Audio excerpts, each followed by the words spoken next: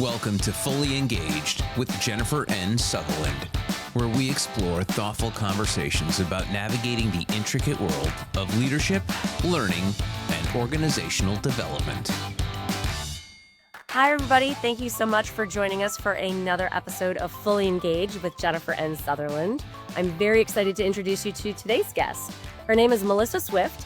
She's the founder and CEO of Anthrome Insight and author of the award-winning Work Here Now, Think Like a Human, and Build a Powerhouse Workplace. She's a leading voice on tackling work intensification, helping organizations and leaders create more effective, sustainable, and human-centered workplaces. Melissa, welcome to the show. Thank you. I'm super excited to be here. So glad you're here. The show is called Fully Engaged, and I love to start these conversations by asking you, what does fully engaged mean to you? Yeah, it's a great question because I'm a big believer in efficient frontiers, right? I don't think full engagement is like, the usual like, oh, I'm giving 130% of the time, right? For me, fully engaged is I am engaged the right amounts at the right moments in a way that like I'm at my efficient frontier. I am the most like productive, happy human being that I am, and I am contributing maximally to my employer as well. I really believe in that kind of win-win. But it makes me reject a lot of some of the kind of like hustle rhetoric of like everything's got to be 150%, if that makes sense. People used to say work-life balance, and we all know that doesn't exist. You can't balance both things equally. You kind of give and take, and it has to, you kind of decide where that's going to go. Kind of the same idea. Absolutely. Absolutely. And and again, it's moment by moment, right? There are times when we want to work a lot, right? And that's awesome and fantastic. And then there are times when we need the rest and recovery, like in the flow of work. I think the other thing that I really believe in is it shouldn't be kind of boom and bust cycles. It's not like I work like crazy and then I just unplug for this crazy 2-week vacation, although I do believe in unplugging on vacation. But each day should have a rhythm of, I'm fully on, I'm less fully on. I think that's what a great working day looks like, and also a productive one, by the way. Absolutely. Absolutely. Every week's going to be a little bit different. You're going to have a little bit more upfront work and a little bit less on the way. I love it. Okay. So I know you're working on a new book now, but I want to go back to your last one, which is called Work Here Now. What inspired you to sort of focus on that human side of building what you call a powerhouse workplace? Yeah, so it's interesting. Work Here Now started out in my brain as a very different book. It was going to be like this like crazy tour through kooky stuff we do at work and like weird rituals and like why did we do agile this way and just like kind of funny stuff. And then COVID hit. And we all had front row seats to trying to get work right under the most difficult conditions possible. And that's kind of where Work Here Now was born, was like me trying to do these crazy like webinars on the future of work, which by the way, how did I know that better than I, like, right? Like we're 2 minutes into COVID and I'm going to advise after, oh my goodness, crazy madness, and I'm on this like table and the table, my computer's rocking on the table. And I'm trying to, by the way, teach my daughter who is then in kindergarten, Well, virtual kindergarten, which is just like not a thing. That should not be a thing. And I'm trying to do all of this at once. And it really got me thinking in this visceral way about like, can we, I understand we're in a crisis situation, but are there things that we can fix going forward where we just, the kind of the match of humans and work gets a little bit better because it made me see so much room for improvement. I love that. I love that. The book talks about thinking like a human and workplace design. To me, design thinking, human thinking is so important. I come from an L&D background. It's just so critical in the way that we approach things. How do you define that in sort of practical terms when you talk to leaders or think about leadership? Yeah, so some of it is like, for me, I was raised by two doctors. Sometimes I come back to science, right? That if neuroscience tells us people's attention spans are like this, if neuroscience tells us our brains overheat after too many Zoom calls in a row, if from the L&D world, a lot of adult learning theory, right? We have Yep. scientifically studied what makes people learn, and then like we ignore half of it. We're like, it's fine, okay, your brain looks like it's on fire, it's totally okay, and like We're going to teach you in this way that's really artificial and doesn't have to do anything to do with how we know adults learn, right? So a lot of times I really come back to the science of humanity and what the data tells us, because I think that's a compelling conversation with leaders, that intuitively there's probably a third of leaders who are going to just like get it intuitively about how to think Right. like a person. And then there's another one third who are, I think, actively averse. So a lot of the conversation is with that middle third who could kind of go one way or the other. And I think you got to drive it out of a lot of times, like data, science, evidence. Like, look, you do it this way, you do it this human way, and all the stuff you're trying to accomplish is just going to get more effective. It's just going to work better. Like we all want that. I love that. I love that you referred to you because you grew up with parents that were doctors. That you revert back to science. Science is comfortable. It makes sense. It's sort of clear. We interpret it different ways, but we have like this thing that we can relate to. Based on that, explain to me the name of your company. Yeah, so anthrome, it's a relatively new term from biology from like 2008. And it used to be that we talked about people and we talked about biome. So like the biome would be like the tundra or, all those ones you studied in 8th grade. Yep. And what scientists came to is when human beings exist in a biome, they change it so fundamentally that we should just call it an anthrome, right? We have that much of an impact. And I thought about that in terms of people and companies because we're always like the business and the people. Well, no, it's not a separate thing. It's all one thing, right? It's the same idea. And that's where anthrome came from. I love that. It kind of makes me think of the term culture, as we call culture in an organization. It is what it is. It's a living organism within a business. It's not a separate entity of itself. It combined based on who's in that work environment and how they interact with each other and things like that. I love that. Kind of leads me to something you talk about, the concept of a work anxiety monster. How does that affect employee engagement and what is it? Yeah, so it's interesting because I always like to get to the why because I feel like if we don't get to the why of some weird things happen at work, we're never going to solve for them. So the work anxiety monster, this was me cogitating on why do we do some things that just seem kind of silly? Like we're always sort of in people's faces, like do more, do more, do more, do more. And again, efficient frontier. There's a point beyond which, as you ask them to do more, they actually get their impact is less. Their well-being is less, their engagement is less, their impact is less. Like it's bad. So well, why are we doing that? And the work anxiety monster really came from sort of just a lot of kind of both reading and observation around what are the bad messages or the myths that we're promulgating that cause us to kind of drive people this way. And what it is it's just that little voice in your head going, people are lazy. People are slow, right? And sometimes we do it to ourselves. I find myself doing that to myself, even as I am conscious of it. Like, Melissa, you're not working fast enough. You're not working hard enough. Like that voice. And Yep. it's just it's a voice of anxiety. It's not really a voice of productivity. It's not constructive in any way, shape, or form. And something that comes back to from I think the 1960s, theory X and theory Y management, right? Do we believe that people left to their own devices are screw ups that we need to yell at all the time?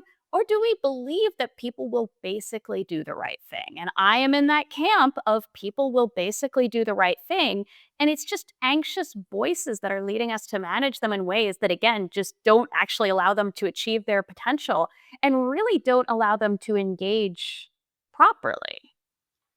Absolutely. I totally get that. And then you talk about burnout. Burnout is a really big topic right now, just because we came out of this, worldwide pandemic where all of us were sort of like in the state of flux, trying to figure things out. And then we acted as if everything was fine and we just went back to something else. But things had changed in between. And so we have this some of us have this burnout. Some of us went back to work. Like full force. Some people never went back to the office. Some people did, and they sort of resent that. There's sort of this in between. But your research found that this topic of work intensification is sort of this sneaky force behind burnout. Tell me a little bit about what you mean by work intensification.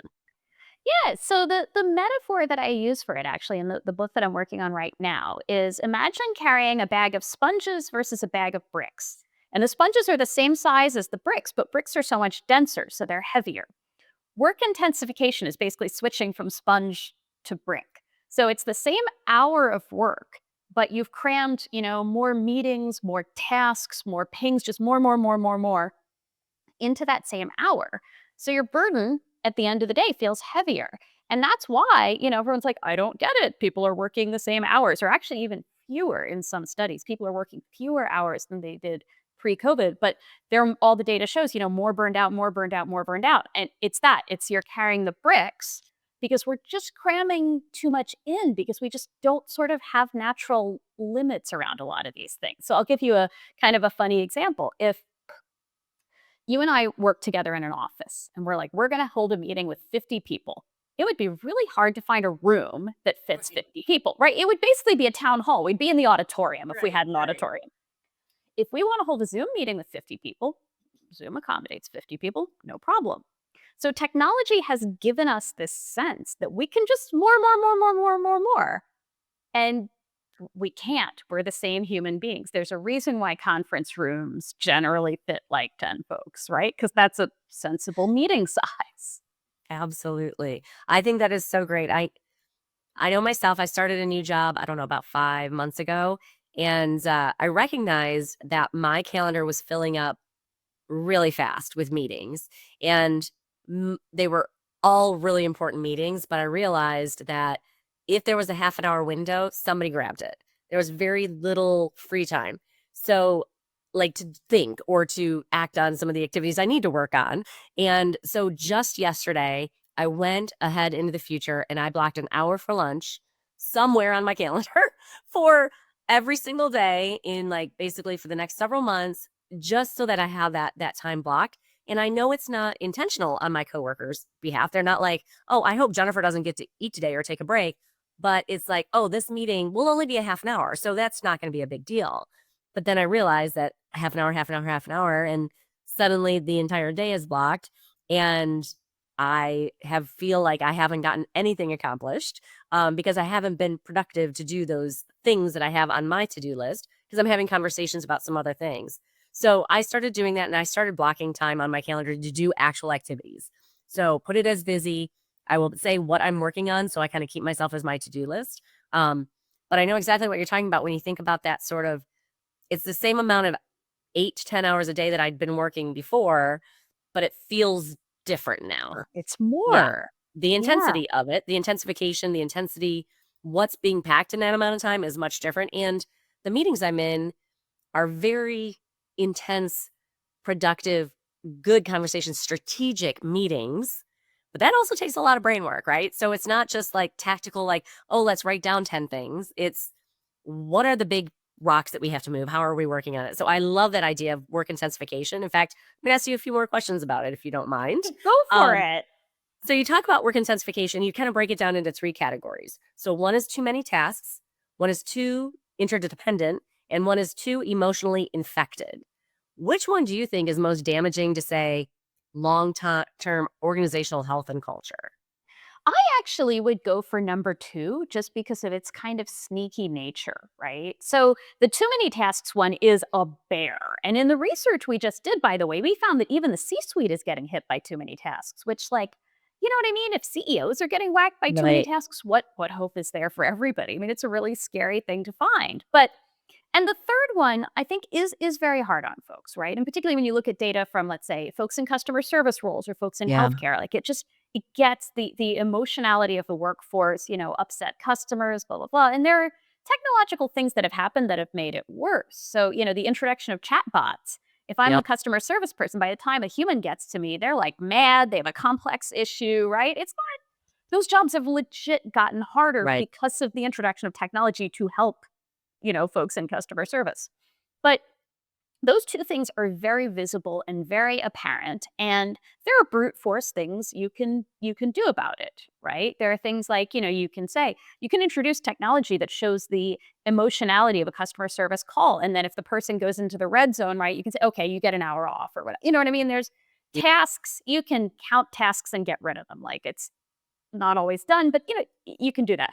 Interdependence is sneaky impossible because part of what happens is that as everyone's work is more and more intertwined with everyone else's work, it starts to generate, meetings that aren't like the meetings you were just talking about, right? So you're saying, these meetings are consequential, decisions get Right. made, strategy gets formed, right? Those are good meetings. Interdependence creates a lot of what I've heard called work about work, where you're spending Right. so much time coordinating in this and that, and I'm waiting for this and that, and I didn't get this from that person, and that stuff, I mean, that's what Jamie Dimon ended up ranting about in part, and he's saying something has to go through 17 committees. And again, the man is the CEO of a gigantic company and he feels oppressed by Right. interdependence. That's how bad it is, and that just absolutely fascinates me. And I think it's one where we have to unwind some of the myths about collaboration. I think that's a bit of where the solve is we think all collaboration is good collaboration. And I think many organizations actually have a culture of toxic over collaboration where it shouldn't be that interdependent. You should be allowed to, like hand off the decision rights, make the decisions, have the right governance, and let people be adults. And that's a bit of what's gone wrong. And I think that one fascinates me because it just really like just creeps up on you. And then it's like, your head's gonna explode. Right. And you're embedded in suddenly all these projects and conversations that how do you like sort of it gets yourself sort of unwoven in all of this in order to like extricate yourself is where I was looking for in order to make it make sense and in order to not feel like you're dropping the ball on something, but maybe you weren't meant to be a part of it in the first place. I know that I've worked for companies that many times, like the big concern is you don't want to have silos. No silos. Nobody should work in a silo. Nobody should work in a silo.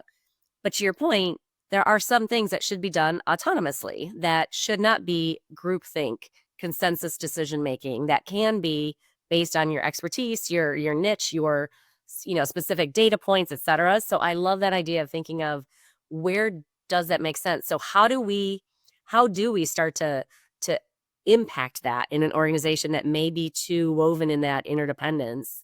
How do you start to kind of pull that apart a little bit? I think there's two versions of it. There's one, what you can do as an individual, and then there's what you can do as a leader. So I'll start with as an individual. I think we all need to be more fearless about stepping out of things when we're not really needed. And having the courage to say, I am not needed for this, or you need me at these points and you don't need me at all of these, right? You like one of my favorite things, you don't need me in this meeting. And it's very, and I don't want to, say, oh, it's so easy to say this. It's Right. totally countercultural to say that, right? It is like, oh my God, Melissa's not a team player. But I think if more of us said it, it would become more of a normal practice. So, putting your hand up and saying, I am going to have impact here. And due to that, you don't need me here, here, and here, right? I'm going to pull my little strand out of the friendship bracelet. Right. But then, as a leader, I think it's assigning decision rights. It's some really basic basics that have started to get neglected of who owns the decision. And you hear examples of in like some of the tech companies that people will be obsessive about saying whose decision is this? Whose Right. decision is this? Whose decision?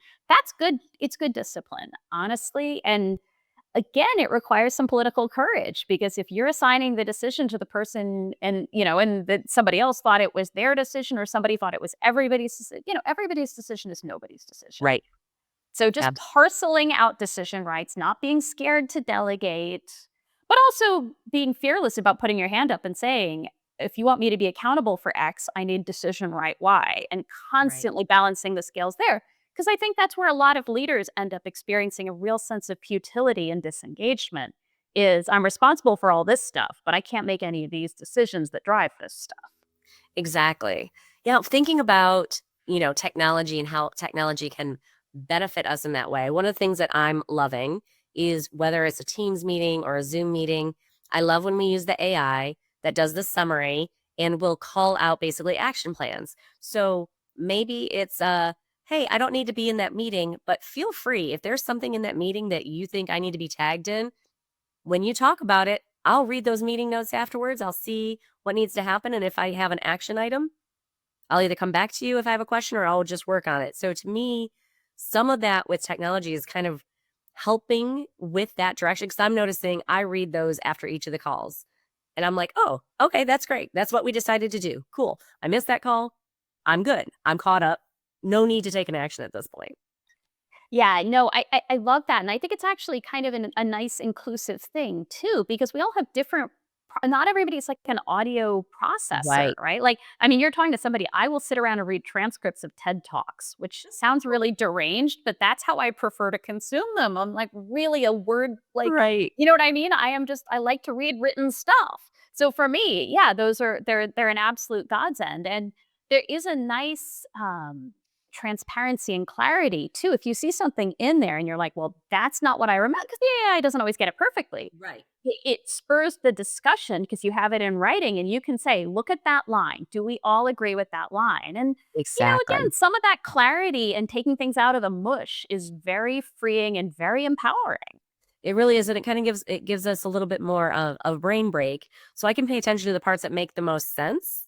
And if there's things that I'm like, oh well, that's not necessarily relevant to me, or I know I'm going to be able to refer back to the minutia of what you're covering, and I don't have to take copious notes during this meeting. I can just focus, and then backwards, I can kind of like look at the meeting invite. Like I love that.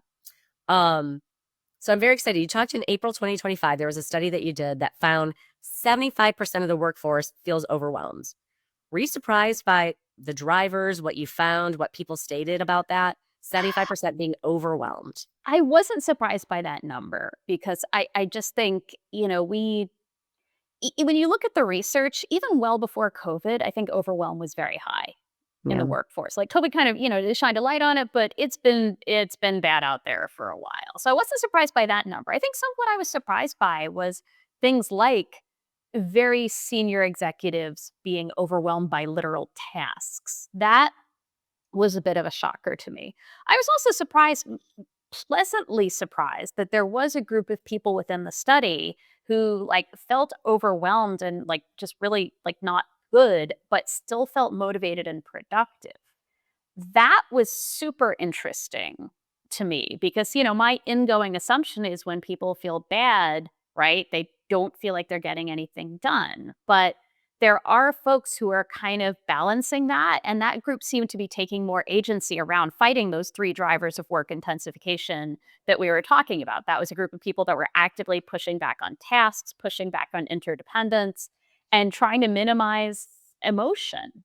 And I think it's a positive finding, even though I wish that group felt better, just as a human being. I don't want anybody to feel overwhelmed, but it is interesting data to say, okay, these guys feel overwhelmed and they're pushing through because at least they're hitting some of those right levers. Right. And I love that you mentioned agency. It is interesting that the highest level leaders are feeling overwhelmed. I think 2.5 times more likely to always feel overwhelmed. CEOs Always overwhelmed. Yeah. always. Like that's a big That's statement. a statement. And so and you specifically called out tasks, and CEOs, most of us think of CEOs as being very strategic, high level thinkers and, the vision and, where are we going and that type of thing, but not very tactical or No, it's task like oriented. literal work. They're doing Right. literal work. It's Right. shocking. So how do you think things have changed in the work world that there's so many tasks they had to bubble up there? Do you think CEOs are not delegating in the same way? Like, what do you think has caused I, that? I think I've got a few theories. Number one, we got rid of everyone's EAs. Yeah. And I think EAs, that was an undervalued role where we did not appreciate what those folks were doing until we got rid of them, Right. right? It was probably, unfortunately, it was a group of mostly female workers and we didn't value their work appropriately. And look what happened, right? So that's part of it is that vital support pulled out of Right. the equation. Going along with that, we have more technological self-service. And coming back to your point about which I thought was very powerful about each 30-minute meeting, but then they all add up from different sources. It's the same with technological self-service. Okay, it's just a little thing you have to do online, yourself, and you just do it yourself. When you get 37 of those things in one day and they're all coming from different directions, suddenly again it adds up to intensified work. So loss of EAs, more technological self-service, but I also think that we're operating at a level of scale and complexity in a lot of companies that it's weird. It's like work is coming back up the chain. And, what let's say the direct reports of the C suite might have been able to do 20 years ago now has to actually be done by those C suite folks themselves. And that's a state of the world that, again, we need to address. structurally in certain ways. And some of it's also, I do think there's a spans and layers thing going on as well, that a lot of very senior leaders have very large spans of control, right? That, I mean, what is it? The CEO of NVIDIA has 60 people reporting directly to him. I can't You even know, imagine. so, but think about the tasks associated with people manage. I mean, I'm sure he's not like, filing everyone's performance reviews, right? Like, let's get real. But in your average company, let's say you're the CFO and you have 15 direct reports, like there's just a lot of tasks that come with that. And so that Absolutely. may be a factor as well. And especially, one of the biggest, um, to me, one of the biggest responsibilities of a senior leader or any leader is to build up and develop those that report to you, that work around you. And so that requires intense conversations, feedback, documentation, reviewing work and giving them insight, or giving them insight into what you're doing and kind of walking them through something so you kind of get them done. And it's hard to do that with 10, 15, 20 people that report to you all simultaneously. Um, Somehow that those other things sort of fall to the wayside. And I know myself, I always hear from my team, they want more of my time. I have a weekly one-on-one with them, and I covet that. I really am very fiercely protective of my time with my team. So if I have to move it, I will move it. I might have to break it into 2 half-an-hour windows, things like that. But every week, it is critical for me to meet with my team. But even that, they crave more of my time. And that's important to me. I want to help develop them and help give them insight into how my brain works and why I'm doing certain things. And but I'm also trying to do that in relation to other things. It's hard, and I can't imagine having multitudes of people reporting to me. So No, I am so with you, and I'm wired very similar to you, right? Like that I want to invest the time in my team, so eventually, you should hit virtuous circle, right? Where you exactly. don't have to manage any given task or initiative as much yourself because you have developed the team and they are doing it themselves in an independent and empowered way, which is better for everybody. Yep. And then they do that to the next generation, and then I keep moving. That's always been my goal, like throughout my Absolutely. entire career. Um, we talked about leaders and senior leaders. So I'm going to switch it a little bit to frontline and individual contributors. So you mentioned, and this is a quote, that they are quietly in crisis. So when an organization is thinking about that, what are some ways to address those individual contributors and helping to make sure they are um, comfortable, that they are more, aligned and balanced and sort of addressing work in a different way? Yeah, so there's two kind of strategies organizations can take. One is to skill up individual contributors on some of the things that the folks who are the most resilient in the study do really well. So how do you go through and thoughtfully, let's say, push back when you're asked to do the wrong task? How do you Right. minimize interdependence, right? I mean, for ICs, that one is critical because as an IC, you can just feel miserable in an interdependent system, right? Like you're working on your own, but like stuff's coming from every direction. Yep. It's like, this spaceship going through an asteroid belt. Asteroids are just coming at you. Things like managing emotion in the workplace. These are all topics you can train around. And I think there is probably an element of that. But the other piece is, have you actually empowered your ICs to do that? Have you structured these jobs in a way that makes sense so they can say, okay, the core aim of my job is this, and I'm going to push back and thoughtfully edit my task load, right? So I can do the tasks that drive the outcome my job is designed to do. I mean, effectively at this point in history, it's like we haven't listened to how many decades of OD thinking, right? So it's just like we need everyone to be their own little OD consultant. Like that's where we're at.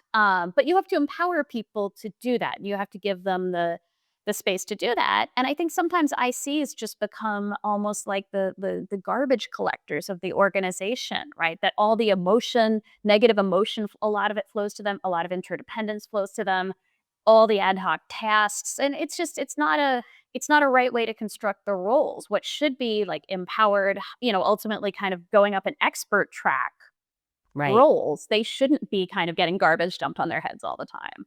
Yeah, I always think of those individual contributors. It's a weird place because there's like minimal authority and empowerment and autonomy. So it's hard to structure and get the best out of somebody unless you're maximizing those three things. There needs to be some of that balance, or it has to somehow ebb and flow there so that they have a little bit more of one at some time or another, to help them feel Like they can get their work done without basically feeling they're doing somebody else's work because it flowed down, like you said. Yeah. Absolutely. And I love that you use the word autonomy. It's interesting. There's been a great dialogue kind of about, is it flexibility people want or is it autonomy? And I think autonomy is like something we don't talk about enough. So that really resonated. I love that. So we're going to talk about practical strategies for HR leaders. So that's a lot of my audience is HR leaders specifically. A lot of your work is around how to improve a workplace, what we need to be aware of, what's sort of stressing people out, how are we working and interacting with each other. So your study shows that managing work is more effective than mindfulness or self-care in fighting overwhelm. So I'm going to say that again. Your study shows that managing work is more effective than mindfulness or self-care when you're fighting overwhelm. So what's one example you could say of managing work well? Maybe an example we haven't touched on yet. Yeah. So I think, one really good example is just, can you pull down numbers of priorities? Like in general, managing work well, a lot of it relates to just numbers getting smaller. Yeah. So we have 7 priorities, have 4. Like it's that mechanical in a way. And I think that's something where, if you can kind of get to that level of we're going to cull down the work, think about it. It's like if I'm going to, I cut my hand on a kitchen knife, right? And it's effective, like, mindfulness and self-care. That's like putting Neosporin in the Band-Aid, right? And Neosporin and Band-Aids work great, but you know what else works great? Not cutting your hand in the first place. And that's the managing work. Yep. And I think taking that, analogous to a lot of workplace health programs that now focus on prevention, right, rather than treatment. This is the prevention side, and I think there's a useful role for HR to get involved, and particularly when coaching executives, because HR, whether it's your job or not, in speaking to HR professionals, this is sometimes actually the part of their job they like the most, but stresses them out the most, is just being the ad hoc coach to Right. executives, whether Absolutely. they're assigned to or not. And I think coaching around literally workload management is a great area for exploration for HR, that it's not all just about, okay, well, just try to like take an hour at the end of the day and take a breath or whatever. Like that stuff's needed. Like to your point about scheduling lunch, like do Right. that. Don't not do that. But, look at things like, like what you did of I'm looking at my calendar and I don't see any space. Yep. That's a tell. Exactly. It's funny. One of the things I think about when I think about priorities, a lot of my team will come to me and say, I'm starting to feel a little overwhelmed. Here's 8 things that are on my list. Help me. And we have conversations about what's going to be most important to the business. What truly is going to help our stakeholders? What is that next step? But one of the things I normally think about is whenever I've left a company and I've left a job, I will, make sure I'm trying to cross off everything off that to-do list that I'd had. And I'm making sure that everything's in a good place in that organization before I leave. But it's funny, some of the things that have rolled over on that to-do list for 3 months, 6 months, 8 months, 9 months, a year. And I'm about to leave the organization and I think, that was never that important. That was like maybe important to me, but nobody ever came to me. Nobody said, Jennifer, we really need this from you. Or if your team could do this, that's going to take us to the next level. It was either like a personal project that I was like, ooh, this would be fun to do, or something that seemed like worthwhile. But those things that I don't have time, that I don't prioritize when I'm leaving an organization, those are the things that I go, yeah, that never should have been on my to-do list for that long anyway. And I've stressed myself out by rolling it over and over and over again. So I try to think of those same type of things now. When I look at my to-do list, what are the things that 6 months from now I'm going to be like, if I didn't do that, is that okay? Like, is it going to be okay? Because I do agree with you that managing work well, balancing things so that you still get the strategic stuff done, right? Everybody loves the strategic stuff. You want to be like, let me think of the vision for the team and what we're going to work on and how we're going to make that impact. But we also, at that end of the day, need that productivity and that effectiveness where we go, yeah, I accomplished something good today. Like, not every day can you do all the strategy, because sometimes you have to do the day-to-day stuff that makes you feel good and makes you feel like you crossed off I'm one of those people that'll create the to-do list so I can cross it off, right? Totally. Totally, it's satisfying. I mean, it feels good to feel effective, right? There's a huge virtue in that. Uh, Absolutely. That intrinsic motivation, right? It's not just the paycheck. It's like, ooh, that felt good to do today. That felt Good good. to do I it. earned my Yeah. money today. Yeah. But I think it's interesting when you abstract up to organizational level, what you were just talking about at personal level. Think about how many organizations have tons of open recs, right? And these jobs just sit open for Yeah. years, right? It's a version of that. It's we have Yep. work that doesn't necessarily really need to be done, but we think it needs to be done. And that's what Mm. a long-term open rec, it's either that or we're searching for a real unicorn. But a lot of times it's, you know what, this work didn't matter as much as we Right. thought it did. And This is no that's longer what the we priority. Hmm. yeah, that's what we got to get better at. To your point, what work matters for the end result? We solve that, we solve so many things. I love that. So I know I love to talk about AI. I use AI quite often in various aspects of my job. So how do you see AI adoption intersecting with that challenge of sort of work intensification? Is AI going to make things better or worse, and how? It's a fantastic. I've been spending a lot of time thinking and talking about this exact question. It's like any other technology. We are not good at using technology to really minimize human work. And until we get better at kind of that skill, I don't know that AI is necessarily going to solve for work intensification, and it might make it worse. I mean, there is a scenario out there where because we still have to check its outputs, right? Like it doesn't always get the meeting notes right. It doesn't always get this right. It doesn't always get that right. If it gets to a point of it's being used a lot, but the accuracy is still not that great, we're going to spend all our time checking AI's work, and that's going to become another driver of intensification. So we obviously, don't want that to happen. I always think about, I mean, it's like a funny example, but in the Jetsons, remember George Jetson's whole job was just to push a button. That was Yes. like what technology, but he still had like trouble in the, he's still fighting with his boss and right. Like there was still every kind of workplace trouble you could imagine. And so I kind of often come back to that as my frame of reference is we are extremely good at kind of keeping work the same even as technology gallops ahead. Like I rewatched 9 to 5 the other day, and that movie is I think 55 years old.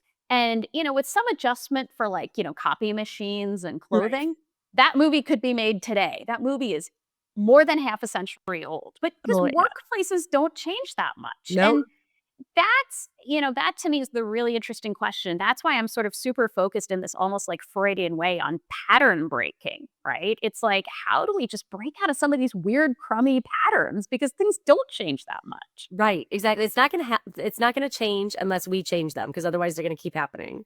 I asked the question about AI immediately after this conversation. I actually am going to be reviewing three different potential chatbots that we plan on using for a project and analyzing them and really putting together. And what's funny is I used AI to create the criteria that I'm going to evaluate the AI bots with, and came up with like the scenarios using AI. So I'm using AI to then critique and evaluate three other different AI. But I think it's, especially in learning and development, there's ways that it just makes sense that will make things easier, like content curation, designing pathways, helping to write training objectives. But when it comes to true like adult learning theory and workshop design, we'll always need a really effective facilitator. We'll always need somebody who can like pivot the conversation. And so that balance of where AI sits, there's certain things that I think, oh yeah, this is going to make like things a lot easier. And other times I'm like, don't see this replacing anything at this point. Like this is still, we need that human interaction, that empathy, and the communication and that networking for sure. Yeah, no, absolutely. I mean, look, if AI could really take on knowledge management, I mean, that would be chef's Right. kiss. Amazing. Absolutely. Yeah, Absolutely. We yeah. feed all the details into it, and then it just spits it back out to us when we ask different questions. Is that where we're at right now? Um, so I know you've developed some analytical techniques for understanding the human side of organizations, which I love that. Analyzing the human side, which is necessary. What has had sort of the most impact that you found? I think one thing that I've done at a lot of organizations that we kind of don't do enough of is, and this is so egregiously simple, is just aggregating certain kinds of individual data and really looking at population data. So, assessment scores, not about anybody's individual personality characteristics, but what are the characteristics of the population? Looking at things like health data in aggregate, right? Not is this person healthy, is that, but like, what are we trend level seeing? And it sounds so simple and dumb when I say it, right? But we really oftentimes do not aggregate individual data in a way that's powerful, which is why it kind of cracks me up when people are like, oh, we got to do advanced HR analytics. Like, I'm in the camp of, I think Adam Grant wrote about this at one point. He's like, we got to do basic HR Right. analytics, like Right. literally just looking at people in groups and looking at population level characteristics. I think there's an incredible power in that. Coming back to what you were saying about culture, right? Culture is kind of everybody added up. Yep. And we don't add everybody up. We have this very tight performance management lens where we're looking at everybody through a little spyglass. And it's like, no, no, no, just break the spyglass. Just look look at everybody. What's going on in everybody level? And because that then drives organizational choices rather than like, well, Bob is high reactiveness or whatever. Okay, fine. The whole population is high reactiveness. What does it mean that our culture is reactive? Right.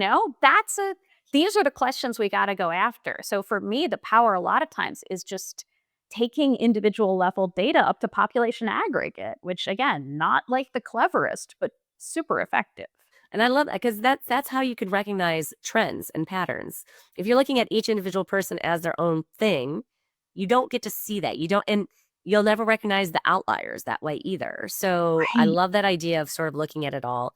I'm actually in the process of creating a role that I think will be really impactful for the entire learning team. Not somebody that just pulls reports as needed, but truly is analyzing what's happening with learning in our organization and how are people approaching it and what questions are we getting and who's taking what and why. So figuring out and hiring the right person that has that critical thinking and that sort of analytical brain but can tell the data story. To me, that's the biggest thing. Don't just give me a whole bunch of numbers, but tell me a story. Tell me what this means. Help me understand what this is telling me and how we need to do things a little bit different. So I love that. Oh, I'm excited I want you to loop back with me and let me know how that goes. Cause I love the idea of that role. I think it's really powerful because it also takes the L&Ds, the great sort of design problem with the L&D universe oftentimes is reacting to ad hoc needs, right? Like you could Absolutely. just be ad Yeah. hoc all the time if you wanted to, and it would be a miserable mess. And so I love the idea of like, it's your job, your specific job to look systemically and across trends. And I think there's just a huge power to that. Yeah, I'm excited. I've had those roles on my teams before, and they've been so helpful. At first, people don't get it. They're like, really? We're going to hire somebody just to kind of do this? And so you throw in a few other things, like, here's some of the other stuff they'll work on. But ultimately, it's like that person can tell that story and help us understand something differently than just pulling numbers out of an LMS system. That's not going to tell me anything. Um, well, I've loved this conversation. I have one final question for you. You have another book coming out in 2026. You said you're kind of working on it. You've talked a little bit about it. Can you share a preview about the themes that you're thinking about Yeah, writing yeah, out when you're yeah. planning one? So not ready to share title and stuff yet because we'll do a big announcement. But it's really about if my first book was about here are some of the challenges in this evolving world of work that might be at a particularly weird moment. The second book is really about how you can personally be effective in that context because that's the question everybody asks me, right, since the first book. So I was like, all right, I'll take the second book and I will answer that question because I do think we have to, as much as folks like you and I, we see the systemic issues, right, and we work on the systemic issues and all of like your audience, right, they're all out there working on the systemic issues.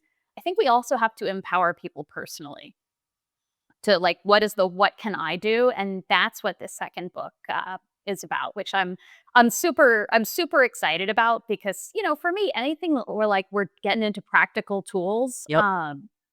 just it gets me very that's the fun exciting part. I love that. And we always start, when I was first starting in training, we always talked about the conversation of everybody's favorite radio station was WIIFM, the what's in it for me, right? So that's the key thing. Like, I love this information. Thanks for sharing all of this. You've done research. You told us this, but how does it affect me? What do I do differently? How do I help my experience. So I love that you're taking it to that next level and helping people kind of help themselves from that point. I think that's great. That's the goal. We'll see how it goes. I love it. Melissa, thank you so much for spending time with us today on Fully Engaged. Great conversation. Really enjoyed it. Thank you again for being a guest on the show today. Thank you for having me. This was a wonderful discussion. This has been Fully Engaged with Jennifer N. Sutherland. If you're interested in discovering how the art and science of leadership can combine to create exceptional workplaces, visit us at SutherlandTalentSolutions.com. Thanks for listening, and until next time, stay fully engaged.